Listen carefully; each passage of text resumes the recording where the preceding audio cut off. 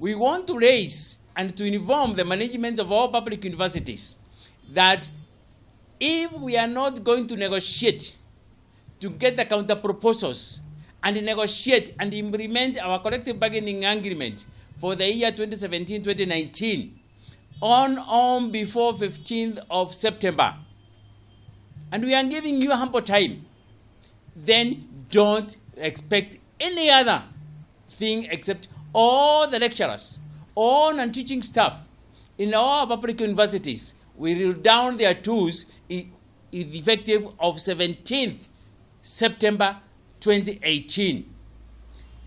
We are not expecting higher education institutions where the management is supposed to be very efficient to be waiting until the last minute that the workers have to stand up and demand their dues. We want people to realize that the workers need social justice. They need economic empowerment, and they need to practice and be able to participate to the economy of our country. The economy of the country needs the workers.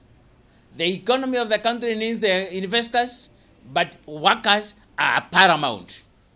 So management of universities, take note.